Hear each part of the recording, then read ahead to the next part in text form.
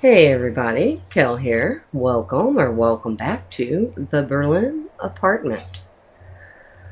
In our last episode, we saw, I think it was Matilda's story, the little girl with the sick brother and her mom, and it was Christmas time, and her dad was away at the war and hadn't come back yet.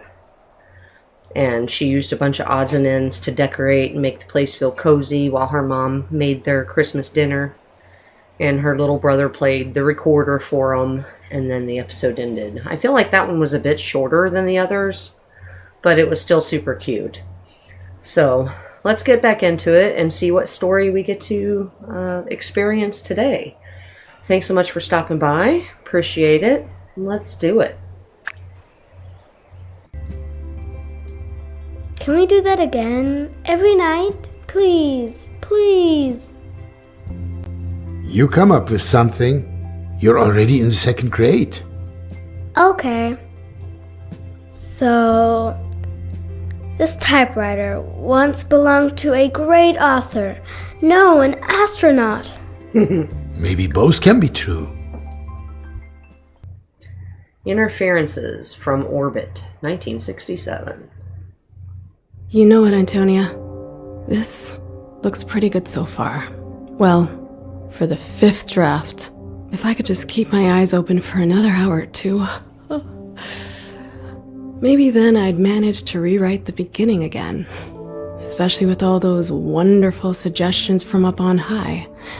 No time like the present. The cosmonaut was ready to set forth into an unknown world. As her crew was stuck on the surface of the moon, she had no option but to pilot her ship. I should probably decide on a name for that spaceship. The GDRS, Friendship, to her destination on her own. It carried her farther and farther away from the sun and so far away from the blue planet. I'll leave it like that for now. I can always change it later if I need to. In the 6th or 16th pass. She was ready to lead humanity into a new era. Her destination was the planet Jupiter, the largest and most massive of the known planets, the king of the gods. Jupiter had always drawn people's eyes towards the sky. The signal that originated from there had been puzzling humanity for 6 years. She looked at the photograph in her hand. It was the last group photo of the crew, taken on Earth before the blast-off. There's still 2 possibilities for the backstory. Both would work, but what would the publishing authority prefer? She felt as if an eternity had passed. With tears in her eyes, she remembered the unfortunate fate of Commodore Buzz Gibson, who fell victim to pressure loss in the turmoil of the failed circumnavigation of the moon. She would see this mission through to its end, if not for the people of Earth, then for the comrades who had been forced to stay behind. Phew, it's a lot of repetition. I'm sure some readers will be grateful for the summary. A quick break might be in order. Did I really smoke them all? Sometimes I wish I never signed this contract. If I hadn't bumped into the physics students in the library, the whole story would be a sloppy mess. It's such a shame that the night sky in the city is always so bright. My first book, Change, is almost 5 years old. Although, Standstill would have been more appropriate after the publishing authority had gone through it. But it was an achievement to have published anything.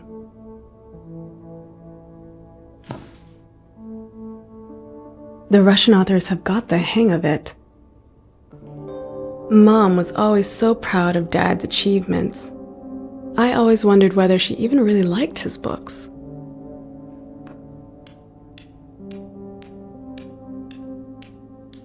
Why do I have all these old tombs from the great Karl G. Zelensky laying around?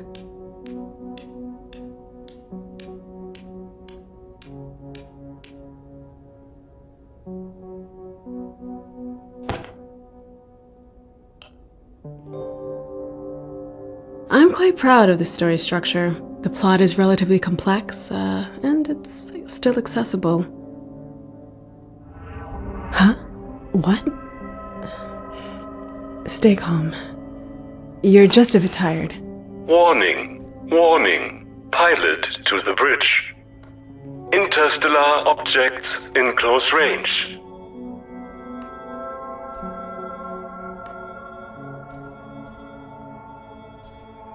The first female cosmonaut in space. Excellent inspiration for my story.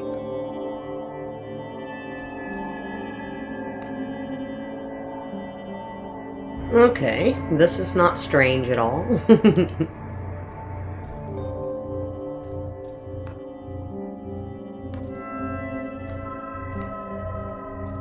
Very neat, though.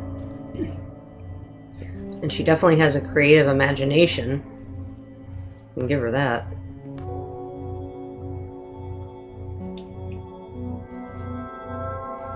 She wears glasses.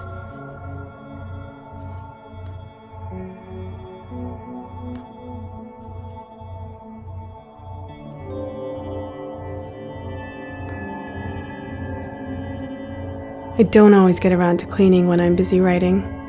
The coffee dried up some time ago.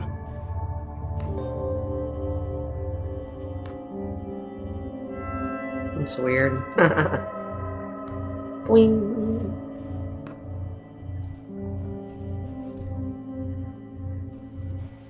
Okay, is the rest of the house like that too?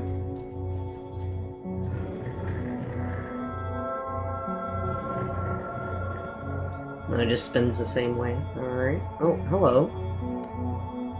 Radio. Oh, bless you, Boomy. Alright, well, it looks like we can go through this door, so let's do it. She's got some interesting, the typewriter typing itself. What is going on in here? Oh, that's a cockpit. Okay, we got portals to look out and into space, apparently. Yeah, okay, this is not weird at all. Odd. That you have two control rooms? Yeah. Okay. Oh.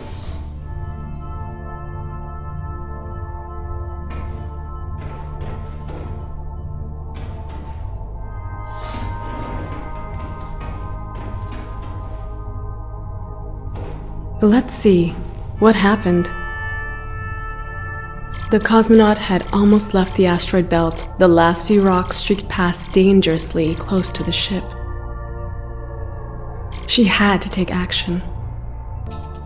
Computer! Full power to the maneuvering thrusters! Confirmed. Redirecting power to the maneuvering thrusters. I wonder if something like this might be possible someday. It's certainly conceivable. But the navigation computer was at risk of overloading. There was no time to lose. Computer, overload the thrusters for the tectonic impulse wave. It was an old trick she'd learned at the academy that would now be put into practice. At the farthest edge of the asteroid field, the cosmonaut saw her long-awaited destination. The planet Jupiter was in sight. Come on. A little more detail will bring this scene to life. The view was breathtaking. Revealed before her was a pristine, brightly shining, scarlet-red orb pulsing like life itself. The view reminded her of the maple tree in her dad's garden in the fall. The longer she gazed, the more it seemed that someone, or something, was gazing back at her. Oh, that's getting a bit over the top now. I'll have to go over it again later.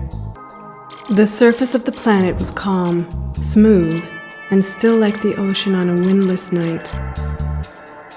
Oh, that's getting a bit over the top now. I'll have to go over it again later. And now, An exciting lead into the next chapter to keep my readers hooked. Computer, establish contact via radio wave telegraphy. Use the origin of that strange signal as the destination coordinates. Hailing frequencies opened. The communication model emitted a signal. We've done it. It sounds like someone's trying to make contact.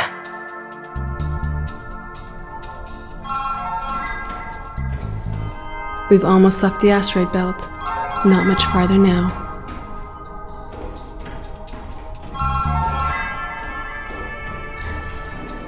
This is the GDRS Friendship heading to the planet Jupiter. To whom am I speaking? Come in. This is Bulow. I hope I'm not disturbing your work too much. Yes. Comrade Bulow. Hello.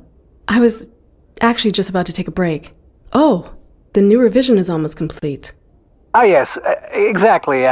About your novel, hang on. The one called... Yes. I'll go through it slowly so you can write it down. Silent Signals from the Planet Jupiter. Yes, exactly. Of course, that's the name. Yeah, it's a powerful title. So about the new draft. I've just come out of a meeting with the publishing authority. Yes?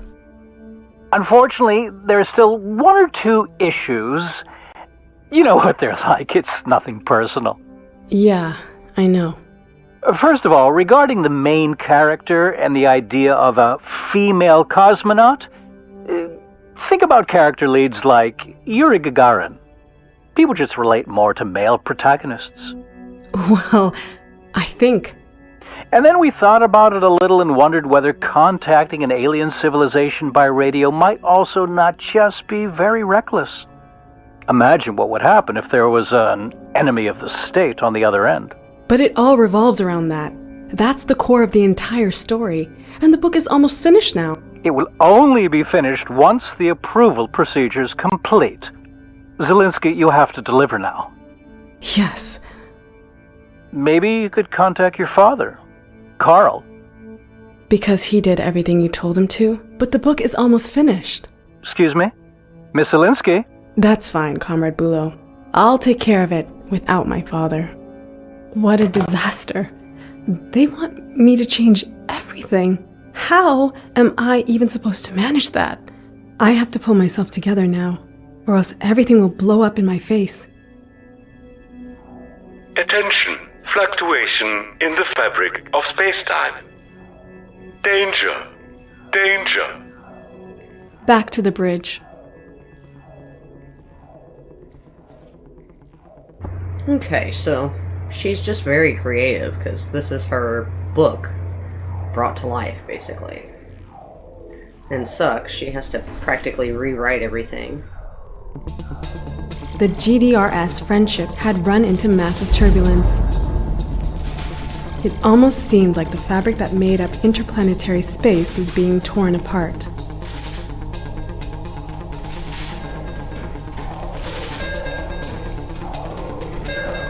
The changes are tearing everything apart. They want me to ask for Dad's input because he always did what they said, but we'll get there. All the systems had failed. Even the controls were unresponsive to the cosmonauts' inputs. She had to find and open the maintenance hatch. No chance.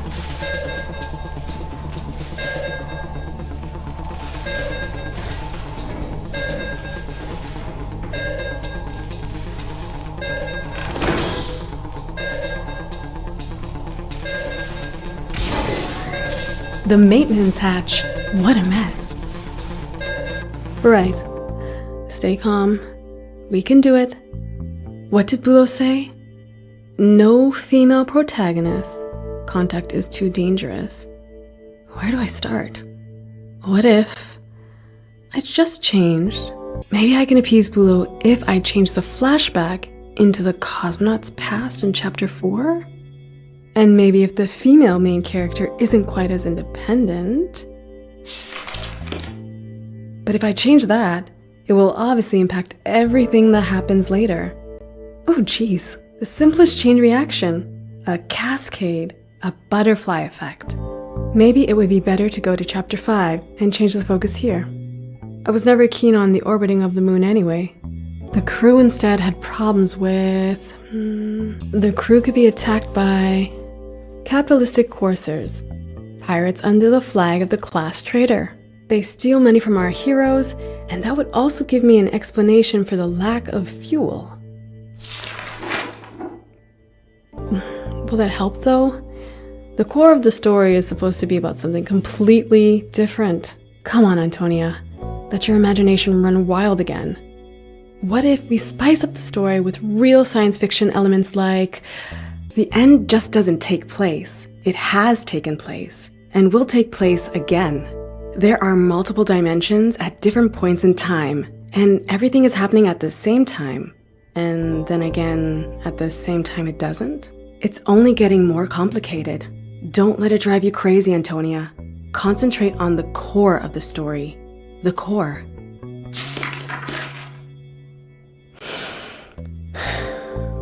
It needs to be something even more powerful. Everything is possible. There are no limits. The greatest threat to the crew is the sun could become a black hole, swallowing everything up. Light, energy, time itself. And that's obviously a metaphor for the insatiability of the ruthless capitalistic system. The black hole is obviously a trigger for the time travel, that's clear. It's the beginning, end, and the middle all at once. There. I wouldn't need to explain much more than that. That would solve almost all my problems. Oh no. But then, is that still the core of my story? I think I've almost cracked this nut. I have to go further. Another stroke of genius. The hull of the spaceship consisted of an alloy made up of Parmigiano Reggiano and that nasty processed cheese, due to its eternal shelf life. Only a special, changeable material like this could protect the spaceship from the forces of the black hole. That makes total sense. That's it. Just brilliant. I think this idea is now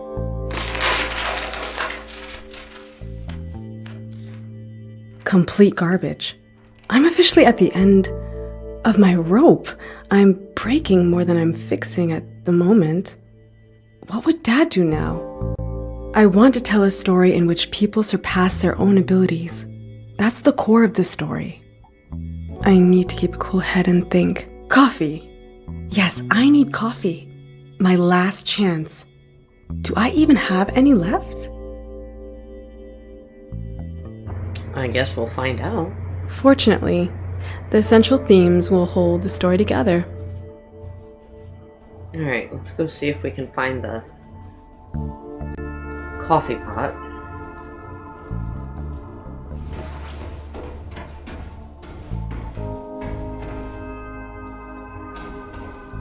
It would also be nice if this was a normal apartment. Okay, apparently we're meant to go this way.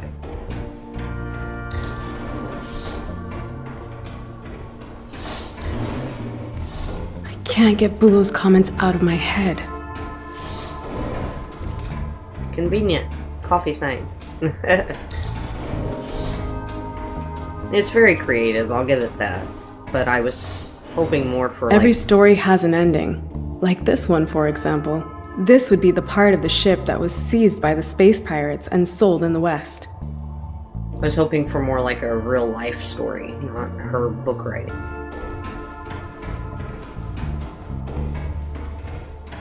Who designed these endless hallways? It's such a waste of material. Miss Zelinsky, this is Bulo. The publishing authority still has a few questions regarding the commander of the ship. The black hole. You see, the Commodore is a capitalist Westerner, an American even. That's obviously an issue. Gibson? Yeah, but he moved to Berlin with his parents as a child. We know, but it's too confusing. Make it neater. Wouldn't it be better if he had grown up in a socialist sister country? But you did read the Commodore dies during the lunar orbit. Of course, but you would expect a heroic sacrifice like that to come from someone from a socialist country. Come on, Zelinsky, you're an author. Just pick one. Can't be that hard. Of course, the Commodore could be a citizen of the GDR. The Commodore, may he rest in peace, grew up in Brandenburg in a family of agricultural workers. Wonderful, and excellent suggestion. And instead of hamburgers, he loves Spreewaldgurken. How exciting. Just like always, well, I could care less. Coffee. I wanted to... Hello, this is Bulow. You're sure on the phone a lot when you should be writing. Ecology? Sorry? Ecology is a contemporary topic, and we think it would work really well for your story. Clean air is really wonderful. The publishing authority agrees. Do you think we can squeeze that in? Air? Of course. Actually, there is simply no air to breathe on board the ship, hence the spacesuits. I want to go over this topic again later. Have you spoken to your father yet? We agreed that I would work it out myself, didn't we? Oh yes, apologies. My mistake. So, fresh air, yes, write it in. Impossible. Oh, whatever. It's illogical anyway, but maybe the ship could just have... The constant fresh air on board reminded the cosmonaut of her faintly remembered walks through the forests around Berlin. Oh, it's just complete nonsense.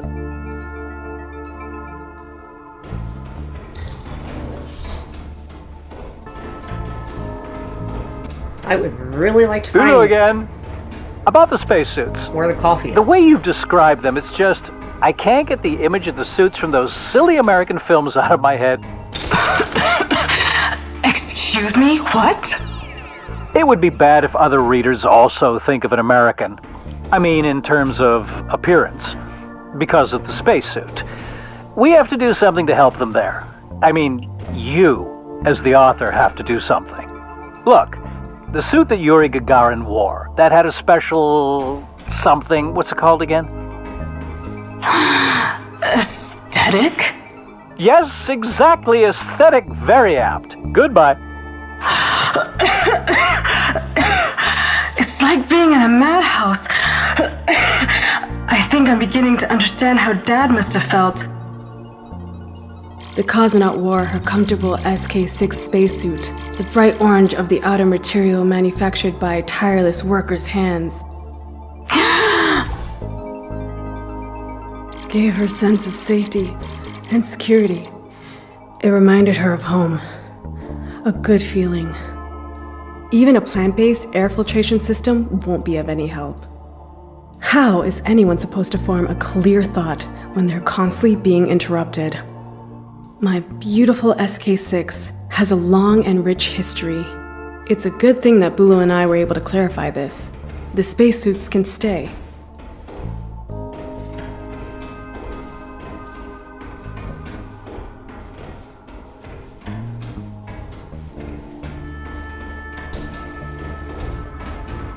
Bulow again, Miss Zelinsky, I forgot to mention something.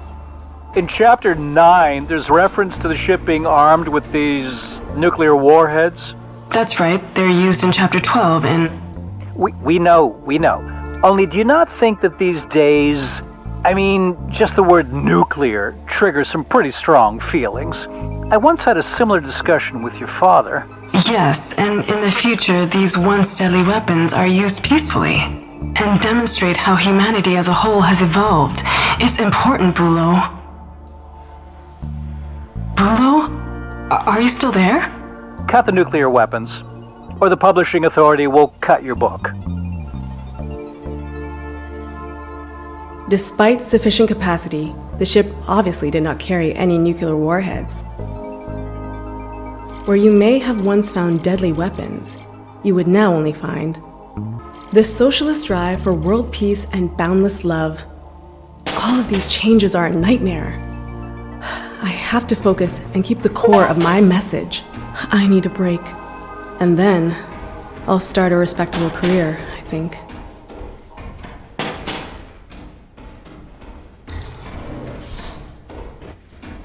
Finally! The coffee room. The core is becoming increasingly unstable. We often sat here together with the crew and just had fun. From here, you can see the GDRS friendship's best side.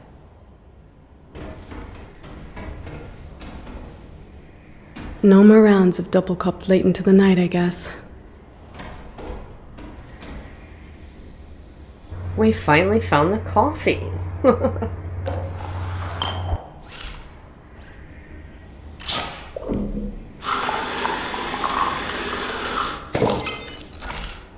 There it is. My coffee. Black and delicious.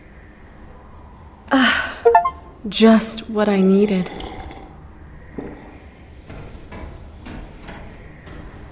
You can feel the coffee enter your brain's pathways and deliver nothing but goodness.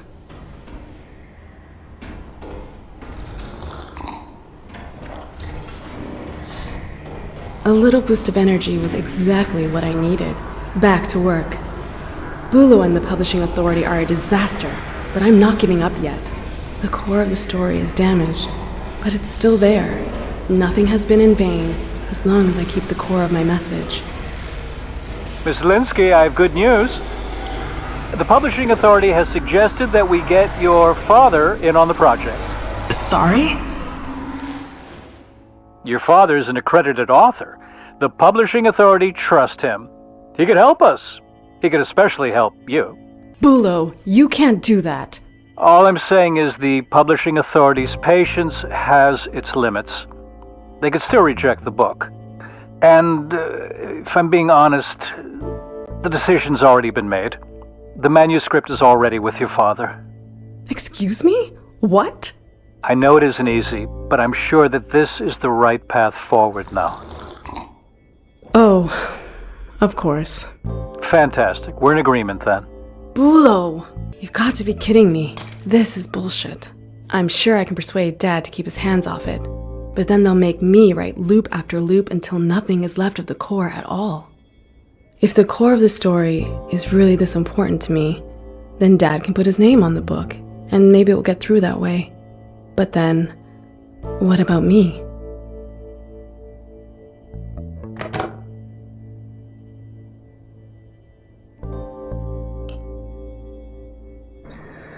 Okay, well, I guess that could have went better for her.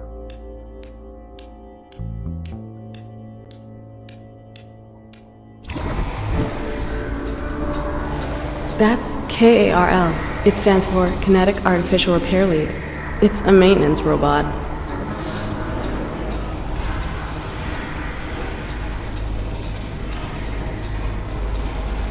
The core has a maintenance hatch. It must be around here somewhere. I'm not actually trained to mess about with the core at all. If I had just left my chief engineer in the story, instead of leaving her stranded on the moon with the others. She always had her optronic coupler with her. Let's see. Miss Zelinsky, we have to talk about the technology on board the ship again. We think the designations for some of the tools are a little too elevated. Factory workers, farmers, they shouldn't feel excluded as readers. But we're talking about a spaceship here, not a trabant. We don't think that the main character necessarily has to have an academic background, right? Understood. What if instead they were a simple farmer from the countryside? Someone from industry would be even better. A simple worker, for example. What a great idea. Wonderful. Goodbye. What should I use to open the hatch? Whatever you want, Bulo. Fortunately, advanced socialist technology during the era of space travel had remained robust and accessible.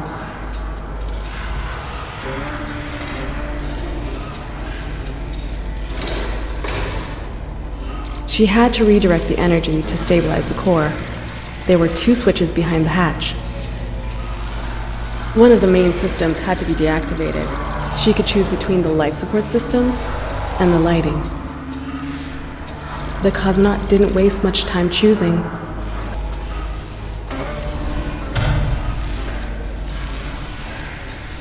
And decided that switching off the lights would be the lesser sacrifice to redirect energy to the core. Thankfully, I know the engine room like the back of my hand. It looked to her like the core might be calming. That should be enough to stabilize the core for now, but it won't hold forever. I need to find a solution so that I can safely complete the mission. Warning. Core status critical. Damn it! Recommending emergency activation of the KARL repair unit. Activate the KARL repair unit? Please don't.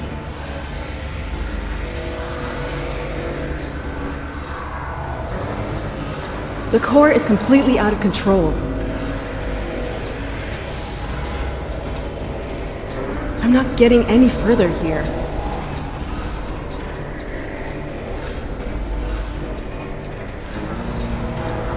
High-performance computers everywhere, and none of them can help me.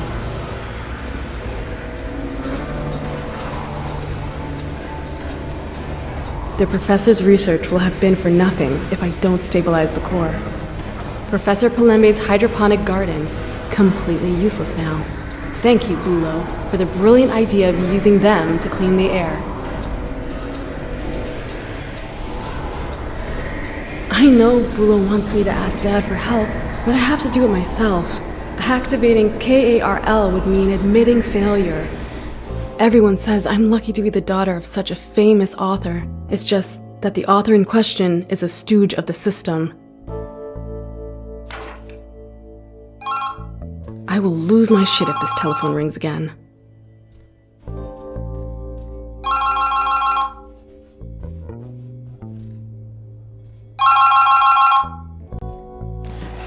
Comrade Bulo, please let me work.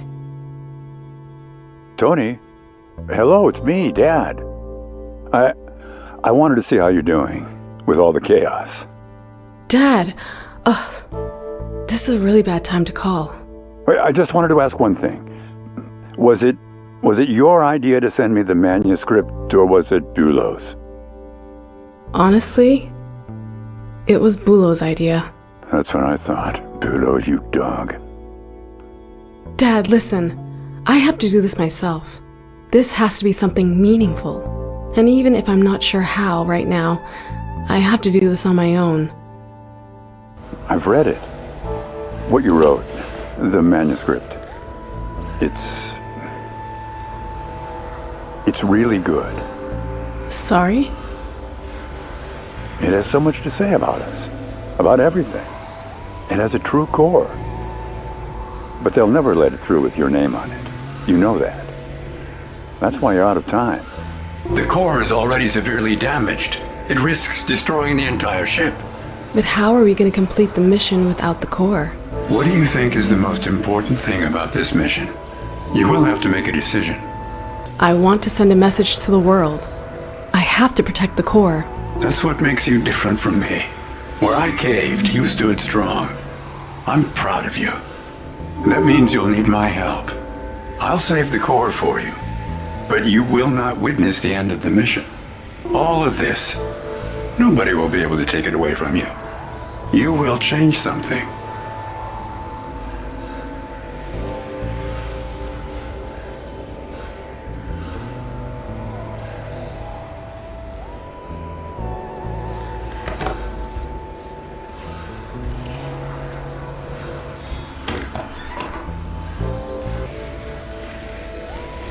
It will not be easy.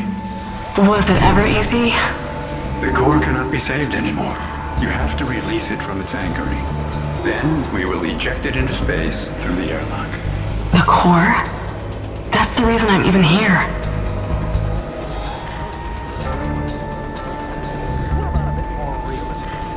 That's the wrong console. I need to get to the other side. Just who do you think you are? After all the hard work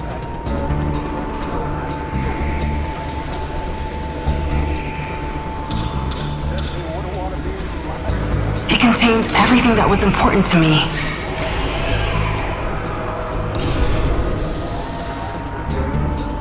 Warning. Maintenance hatch to core is unlocked.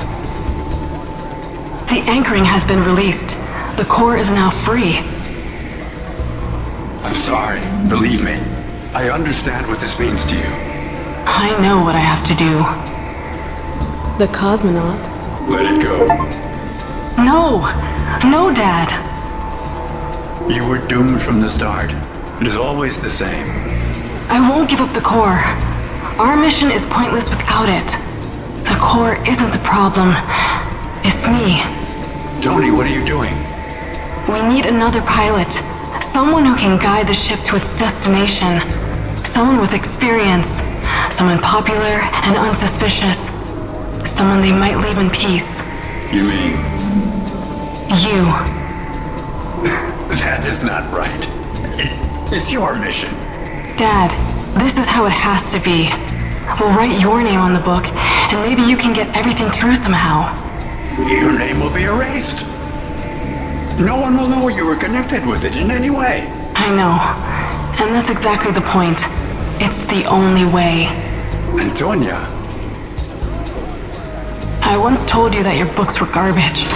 I'm sorry. I understand now. Your books, your success, how things were for you. Dad, I'm sorry.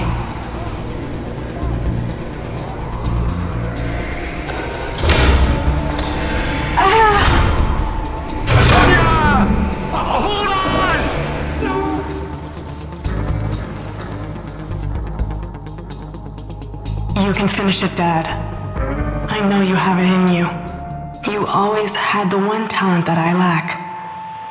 The talent to survive.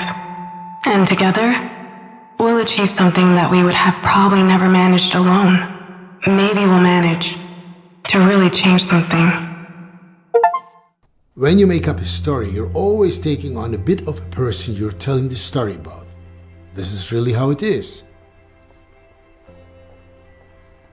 The novel Silent Signals from the Planet Jupiter was published the same year. Written by her dad Carl. At least that's what people thought. Tony saved the core of the story, but no one knew that she was the one who came up with it all. And do you think she wrote a new book afterward? No, probably not. It was all too much for her. But here's the thing. Instead of writing books, Antonia helped bring down the wall. She was one of the first people to climb over it. Exactly. Without Antonia, Kolya and Lou would have had to carry on throwing paper planes over the wall. I like to put the necklace in the box. That looks great.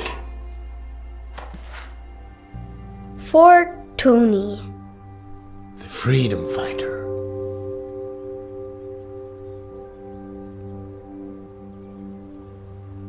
What a wonderful collection. An entire century in one box. I'd like to keep it now. Yeah, you do, don't you? Well, we didn't really get to hear too much of their story. Oh, look, it's all done.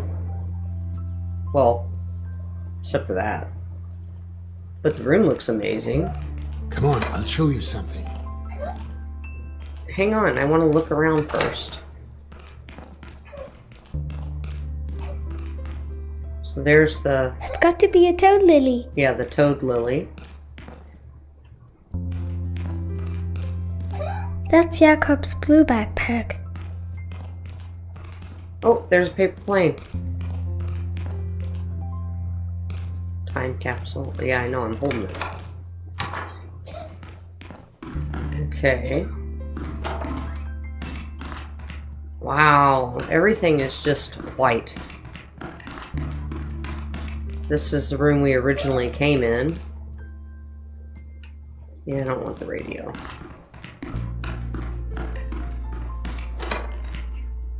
There's the hallway. These were the... Oh, wow. Look at the bathroom now. So much nicer. Yes, just a minute. I just wanted to look at all the hard work you did. Now the apartment has 2 entrances. I think it always did, didn't it? Alright, let's go see what he wants to show us.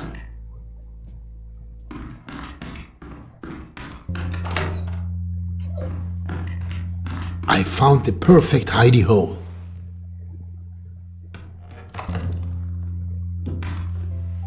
It fits perfectly.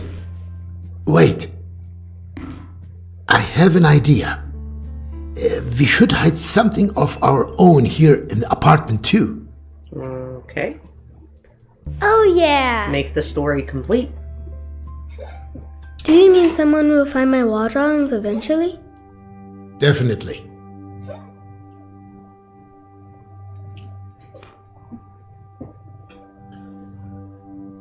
Here we go. Shall we? Yep, let's do it.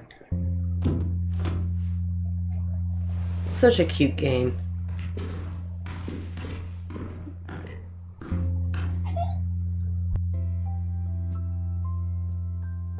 I'm starving. What do you want to eat? Ice cream? A scoop of ice cream isn't real food. 2 then? That's not what I meant. And where did you see an ice cream parlor around here? An ice cream from my store would be okay too. Nah, a scoop of ice cream from an ice cream parlor would be better. Alright then, you've convinced me. And you'll be getting broccoli flavor. That's not funny, Dad. This You has been... still need to gather up all the tools you threw down the chute. Oh, if you were an ice cream, what flavor would you be? I'd be stracciatella. Why that one? 'Cause at the first glance, I look classic and relaxed, and then bang, lots of little surprises. So you're boring with a bit of fun?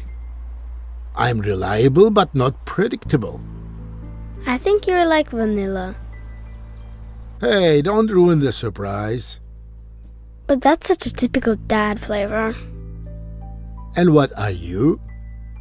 Smurf ice cream with colorful sprinkles and cookie dough. Chaotic, loud, and sweet as sugar. And no one knows what's in it. A mystery then, just like me. I threw one Are we screwdriver. gonna renovate another apartment again soon? I thought you wanted to go back to school soon. But school's boring.